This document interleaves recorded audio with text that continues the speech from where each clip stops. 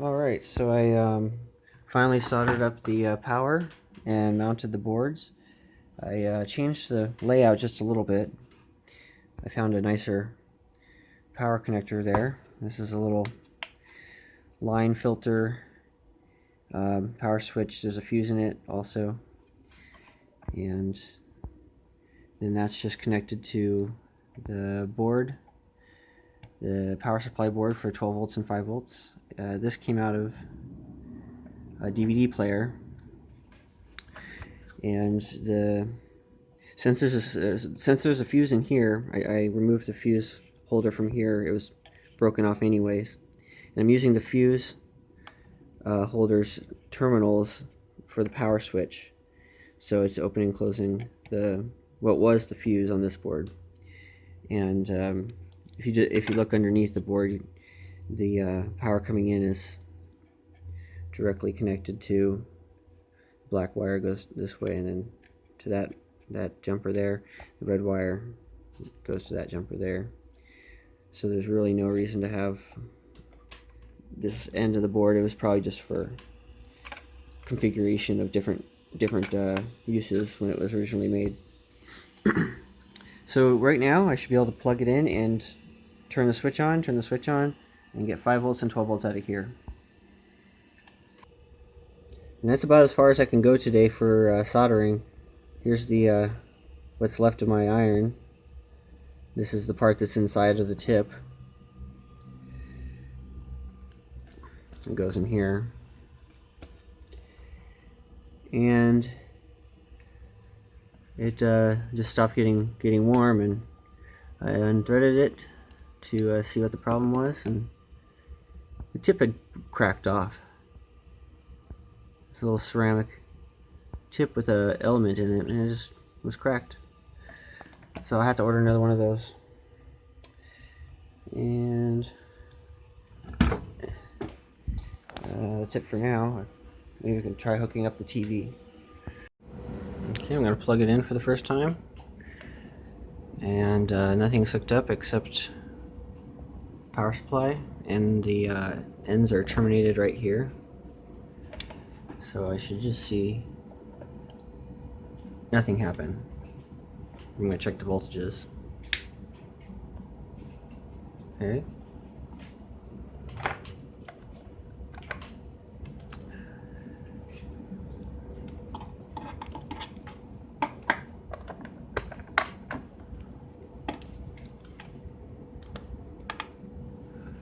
Five volts, and the yellow,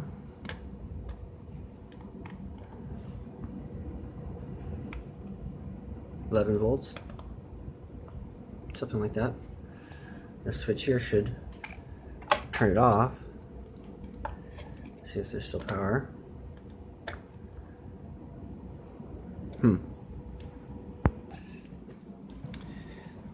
So here's as far as I've gotten on it. I've had to I'm really not sure how I'm going to mount it yet, but I don't like this block. I did redesign some of the layout. So this is now the panel on the back, which is now on the side. Originally this was the front, and this was going to be the back. So now this is oriented this way, at least, and at least for now I have it this way. And put this little panel on here that has a couple BNC connectors, a ground connector, a push button, brightness. Well, it's labeled brightness. I could probably use that for brightness. And video input, video pass-through output, or red, green, blue. Put another one there, make it red, green, blue. For regular computer input.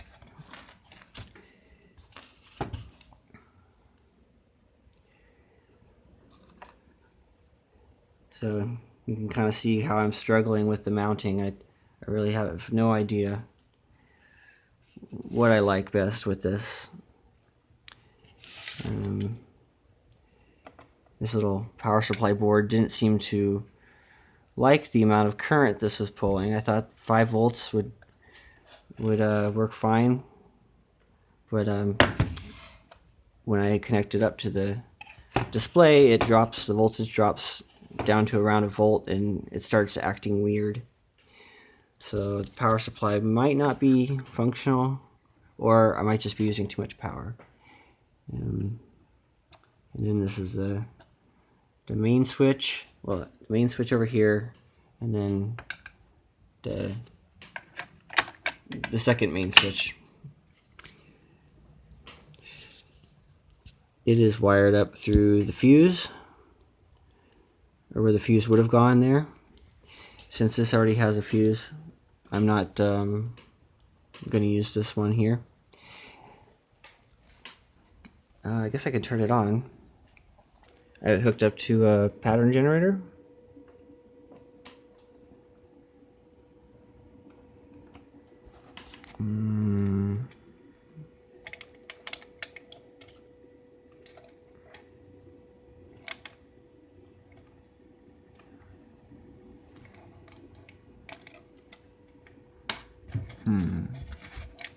That's negative. Blue is positive. Yep.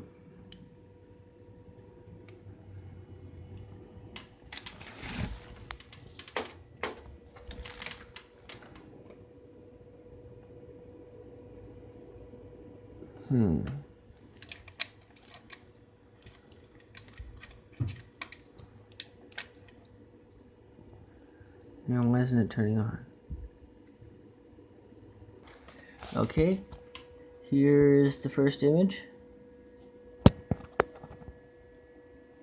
It's not very bright. I mean, it's not very interesting. So here's the image on the first tube installed.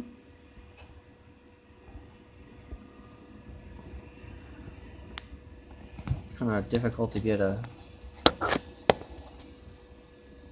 accurate. There it goes.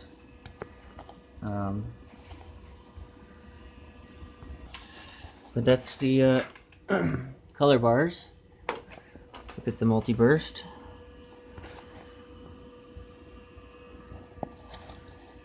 And you really just can't.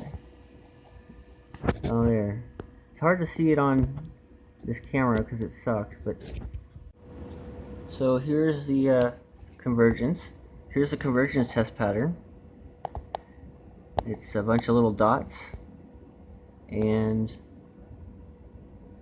you use it to line up the red, green, and blue signal. And in this case, it would be for aligning the tubes themselves. In a regular monitor, you try to make the dots as close as possible to match for red, green, and blue.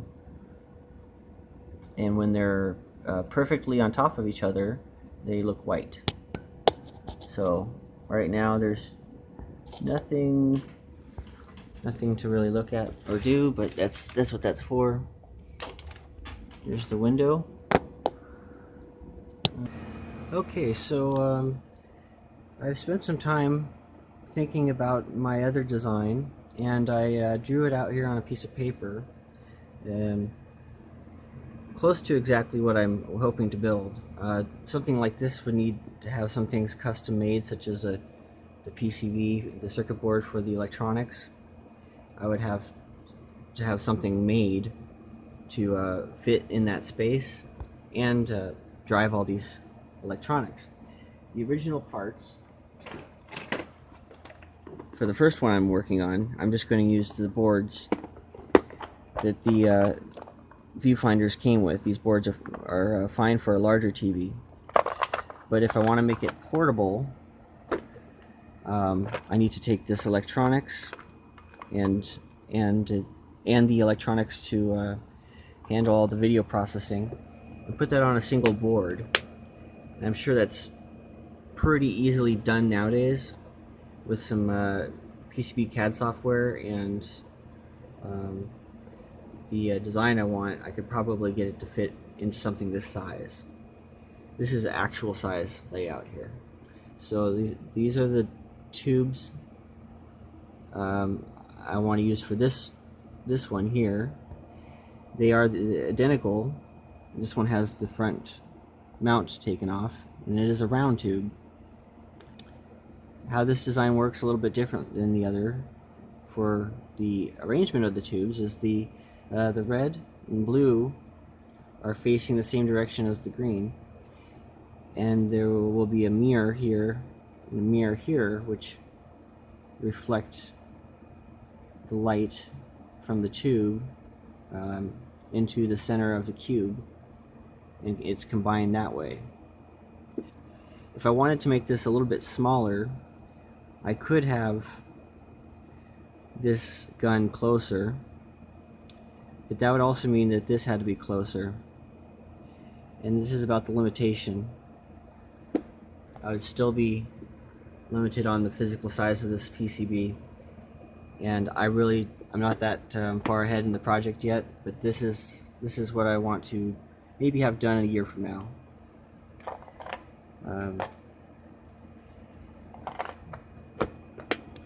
So this is the light path for the imaginary light coming from each tube. This is a little battery pack, lithium-ion battery pack using 18650s. So it's a rechargeable, portable set. It has a DE15 VGA input, so regular computer graphics input. You got your 12 volt power there. This is just a temporary holder, but it would be possibly for it'd be for analog video input and or audio input, but this is just a placeholder for now. I might even not have this at all, depending on the complexity of the whole thing, but definitely want to have RGB HV input. And so this is just a placeholder, an idea of what it might look like.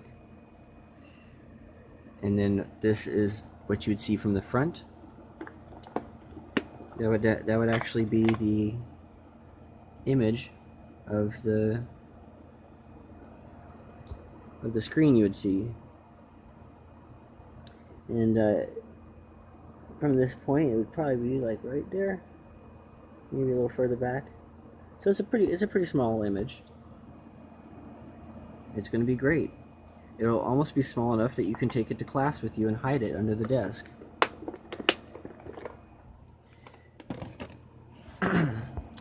And since it has a DE15 input, you can watch YouTube with your portable computer, which is probably smaller than this. So that's it for now. This was just a thought experiment here of what it would look like, physical size and layout. That's all there. So after spending a couple hours and drawing this up for my portable TV and how I want it to look, I was thinking it's kind of silly. I probably wouldn't be able to actually achieve this kind of result. But just after I sat this notebook down and went into the garage, I happened to find a box that looks very similar. And I spent a little more time and mapped out the space that is available inside. And